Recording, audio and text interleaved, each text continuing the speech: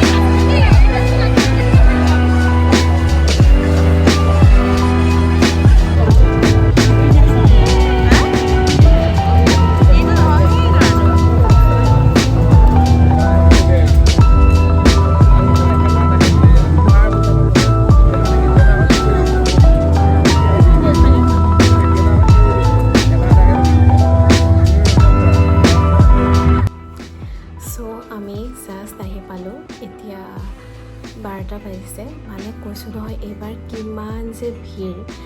এক জেগাত থিয় হ'লে মানে মই নিজে খোজ দিবলগীয়া হোৱা নাই, মানে মানুহৰ হেঁচাতেই মই গৈ আছোঁ এনেকুৱা। যিয়ে নহওক অলপমান প্ৰগ্ৰেম চালোঁ, আপোনালোকে দেখিছে ভিডিঅ'টোত। বহুত বেছি ভেৰাইটিজ ৰাখিব নোৱাৰিলোঁ, কাৰণ মানে মই ইমান ভিৰত সোমাই যাব নোৱাৰোঁ। মোৰ মানে ছাফোকেশ্যন টাইপৰ ফিল হৈ যায় আৰু মাও বহুত দিগদাৰ পায়। আৰু মই মানে ইমান দোকান চোকানবিলাক আছিল, কিন্তু মানে মই এক্সপ্ল'ৰ কৰিবই নাপালোঁ ইমান ভিৰৰ কাৰণে। আৰু যাওঁতেও বহুত দেৰি হৈছে। মই আপোনাক দেখুৱাওঁ। বাকী আপোনালোকে ক'ত ৰাস চালে কমেণ্টছ বক্সত জনাব। আৰু চকৰি টকৰি উঠিলে নে কিবা? মই মানে আৰু অলপ সৰু থাকোঁতে তেতিয়া একদম ডাঙৰ চকৰিবিলাকত উঠিছিলোঁ। ব্ৰেক ডান্স গাড়ীখন যে বহুত জোৰে জোৰে যে ঘূৰে যে, সেইবোৰত উঠিছিলোঁ। কিন্তু মানে এতিয়া লগ বন্ধুৰ সংখ্যাবোৰ অলপ কমি গৈছে। সেইকাৰণে এইটো আনিলোঁ। ভালেই লাগিব এইটো ঘৰত সজাই থৈ দিলে। ধুনীয়াকৈ ড্ৰয়িং ৰুমত মানি প্লেণ্ট পানী দি কিনে মানি প্লেণ্ট থৈ দিলেও বৰ ভাল লাগিব এইটো। চ' এই দুটাই মোৰ পচন্দ হ'ল। এটাত 40 টকা লৈছে। এইটো মাটিৰ হয়। ডিজাইন মানে ভেৰাইটিজ নাই, এটাই আছিলে। আৰু মই ভাবিলোঁ ৰাসত আহিছে যেতিয়া চিন বুলি কিবা হিচাপে কিবা এটা কিনি লৈ যাওঁ, সেইকাৰণে মই এইটো কিনিছোঁ। অ'কে দেন পুনৰ এটা নেক্সট ব্লগত লগ পাম। আপোনালোকে যদি এতিয়ালৈকে ভিডিঅ'টো এইখিনি সময়লৈকে যদি চাই আছে দেন থেংক ইউ ছ' মাছ। এনেকৈ আপোনালোকৰ মৰমবোৰ আজিলৈ আহিছোঁ। সকলো ভালদৰে থাকক। পুনৰ এটা নেক্সট ব্লগত লগ পাম। বাই।